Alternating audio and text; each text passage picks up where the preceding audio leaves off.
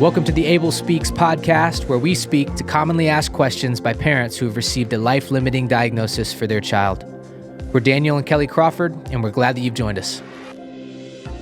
Okay, friends, welcome back, and we're going to jump right in. Today's question is, how did you prepare for the hospital experience?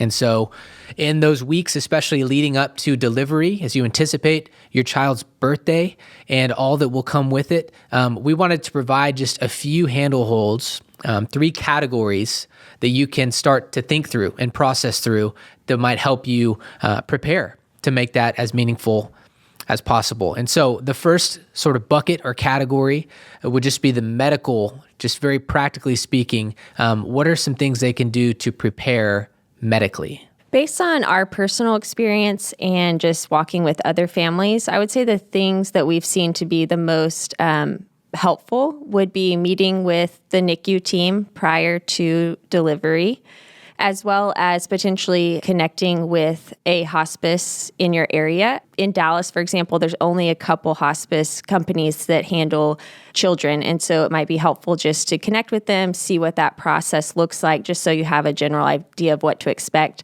if you get to take your child home, as well as creating a birth plan and using that plan to guide your conversations with your medical providers, just to make sure that they know your wishes and that everybody's on the same page prior to delivery. Yes, and you never know until baby gets here as far as what might go exactly like you thought and hoped and what is going to go different, and different audibles that get made on your baby's birthday. But going in, certainly having processed and talked through, hey, here's our approach, here's our plan, will serve you well. And so the second category after just practical medical preparations is thinking in terms of just the atmosphere, the room itself, and kind of setting, the vibe of the atmosphere for your baby's birthday. What would you put in front of folks in that regard? I think mainly our approach was just to try to make the spaces peaceful as possible. And so for us, that looked like creating a playlist that had songs on it that were meaningful to us and brought about a lot of peace and calm, as well as we did use like twinkle lights. Daniel's a big fan of that. So I like the Christmas lights. I don't care if it's Christmas. But it really was like such a sweet thing to have, just to like not have the fluorescent lights of the hospital. And so we had those in the room. And then we also did use a diffuser and some essential oils just to, scent can be like a really strong one of our senses, I guess. And so being able to smell, and even when certain smells come up, it still reminds me of Abel in that season. So those were the things that we've done or seen other families do as well that seem to be meaningful. That's good. So we've talked through medically, we've talked through kind of atmosphere, and then finally, just very tangible, thinking through accessories or items or keepsakes to think through on the front end. What have been some things that we did and that we've seen others do?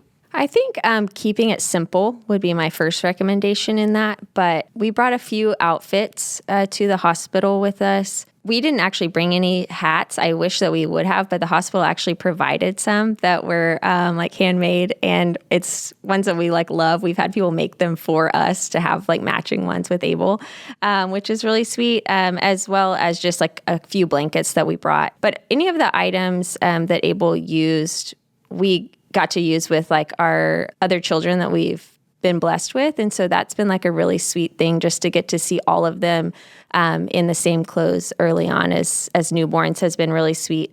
And then something that we didn't do that I wish we would have done more is just like read to Abel, whether those were just like scripture or other books or poems or things that we liked. But a lot of families bring the Jesus Storybook Bible with them and read that while they have time with their kids, which are sweet memories. Yeah. Or even just Goodnight Moon and just some of those classics that are still so applicable and can be really sweet moments there. And so in summary, whether it is thinking in terms of medical preparation, whether it's preparing a certain atmosphere and space, or whether it is preparing certain tangible items and accessories, those are just ways that on the front end that are knowns, even in the midst of some unknowns, that going in can help you create a meaningful birthday with your child. And so we at Abel Speaks, we have resources that we've created. We've got questions for your medical team. We've got tangible keepsakes.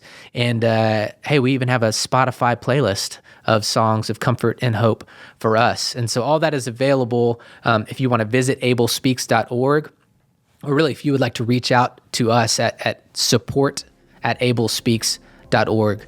We would love to connect with you and be thought partners in any and every regard. And we hope this has been helpful. We thank you for tuning in, and we'll catch you next time on the Abel Speaks podcast.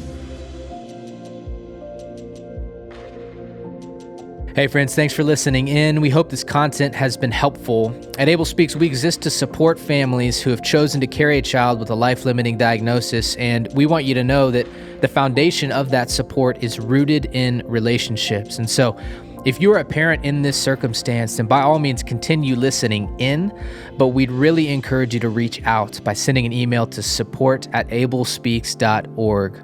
Again, our heartfelt prayer is that this episode has served you in some way and that we might have the opportunity to serve you further in the future. The Abel Speaks podcast is produced by the team at Tarno & Company and mixed and edited by the team at Sound of a Rose.